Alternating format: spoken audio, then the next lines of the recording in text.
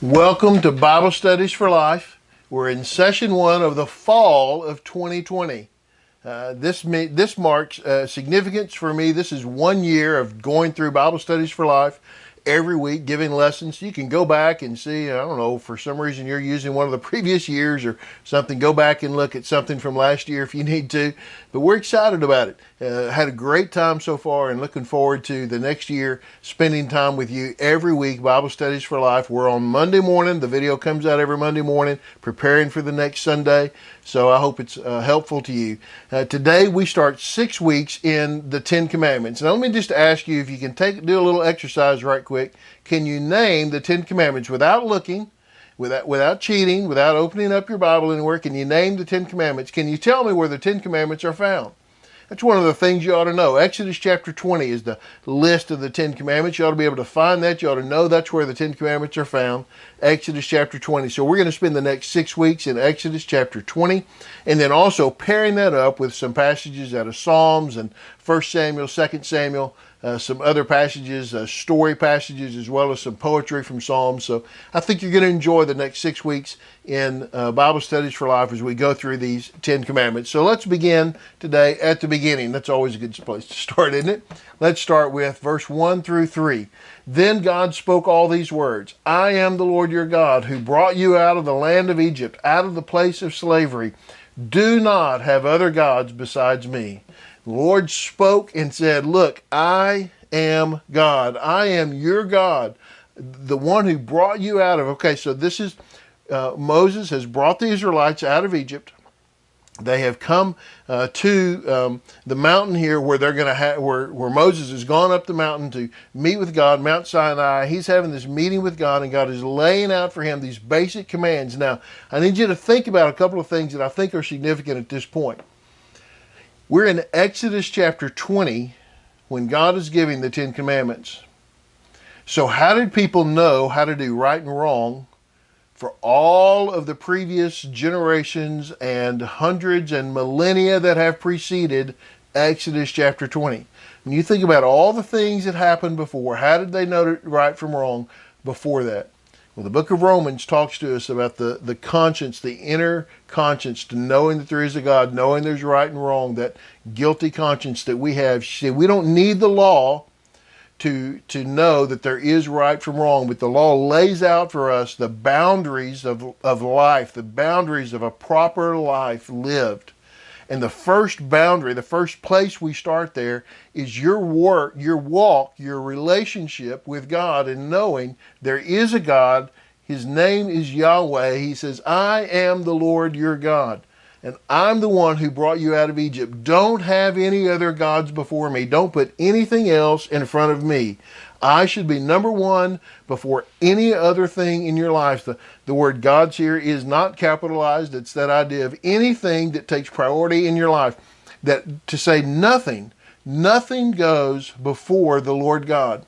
Not your spouse, not your family, not your job, not money, not riches, not power. Nothing. Education doesn't go before God.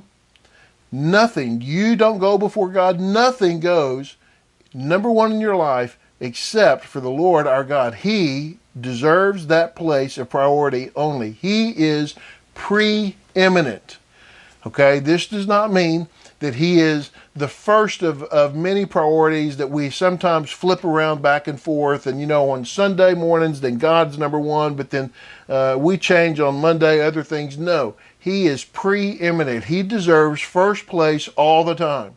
All the time. He is in first place, okay? No other gods before him. And then he says this, and it goes with that, okay? These two fit together. Do not make an idol for yourself, okay? Don't make an idol. What's an idol? An idol is a representation of what it is we worship. So you don't make an idol because God is spirit. You cannot make an idol of God because he's spirit. How do you make a representation of something that is spirit, right? You can't. Don't make an idol for yourself. He says, whether in the shape of anything in the heavens above or on the earth below, the waters under the earth, do not bow and worship to them. Do not serve them. For I, the Lord your God, am a jealous God, punishing the children for the father's iniquity to the third and fourth generations of those who hate me. He says, don't make any idols. Don't have any, okay, this goes with the first one, right? Don't have any other gods before me, and don't make an idol of other things. Don't in any way lead yourself down this road to tempt yourself to think, well, maybe there's something else. There's another thing that is on some par equal with God. Nothing, no one, no representation of anything is equal to God. God is preeminent above all, the wholly other. Nothing's equal to him. Don't even flirt with that idea. Don't in any way open your life up to the idea that there's someone or something that's equal to God. Nothing is. So don't worship anything else. Don't have any other gods. Don't have any other priorities before me. Nothing takes God's place. God deserves that spot in your life, in my life. He deserves that spot, and he alone deserves that spot. Don't give that over to anything else. Nothing in heaven, above, on earth, below, the waters. I mean, he says nowhere. There's nothing worth worshiping besides God. Nothing worth worshiping besides God. There's nothing that requires, demands, or deserves that honor besides God. No one, no thing deserves that place. Only God deserves that place. So don't put anything there that is not deserving.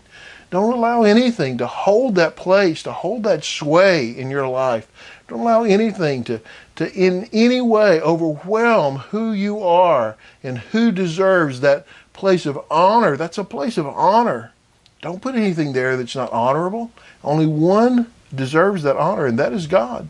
He is the only one who deserves that honor. Don't put anything else in its place. Don't in any way flirt with or pretend that something else deserves that place. It does not. Okay? So, in Psalms, David writes this, "Protect me, God, for I take refuge in you. I said to the Lord, you are my Lord. I have nothing good beside you." David's cry out to the Lord, I take refuge in you. Protect me. I said to the Lord, you are my Lord. You are my Lord. I don't have anything good besides you. There's nothing good in my life that does not come from God. Everything good comes from above. Everything good. Every good that we have in our life is a blessing from God. So the temptation is that the good thing becomes what we worship. But David's take is, well, the good thing is only there because of God. So why worship the good thing? Why not worship the one who gave you the good thing? It's like getting a gift and saying, hey, this gift is great. Gift, you're so wonderful. Gift, you're so great. Instead of thanking the one who gave us the gift, we just think the gift's great. And we just want to love the gift. We don't have any feelings at all for the person that gave it to us. We don't even recognize them. We just say, oh, I got the gift. I love the gift. Gift's great. But it's the one who gave us the gift that we should honor. The one who gave us the gift that we should thank. And this is David's recognition, everything that I have good, God gave me. Why would I worship? Why would I settle for worshiping this thing instead of worshiping the one who gave me this thing? There's no need. There's no sense. There's no rational reason. We worship the one who gave it to us. We worship God. He's the one who has blessed us with everything we have. He is the source of all the good. Go to the source. Don't settle. Don't settle. Worship the source. Therefore, he says, my heart is glad and my whole being rejoices. My body also rests securely, for you will not abandon me to Sheol. You will not allow your faithful one to see decay. You reveal the path of life to me. In your presence is abundant joy. At your right hand are eternal pleasures. This complete recognition that David has that God is the source of all of the joy in my life. And ultimately, that joy is not in the things that I have, the position that I hold, the power that I have. David is king.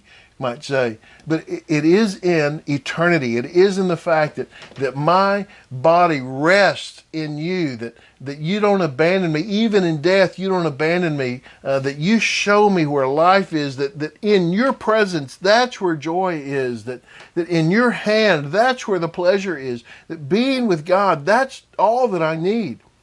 Everything good that I have, the things that are good around me, are pittance compared to the joy of being in the presence of God. This is what we seek. See, the Ten Commandments are not about telling us right from wrong. That's our conscience. The Ten Commandments set boundaries for us to help us understand what we ought to seek and what we should not settle for, how we should live, what is valuable, what is meaningful. Don't worship other gods. We have a God who is the source of all life. Why would we worship some other God? Why would we make some wooden idol?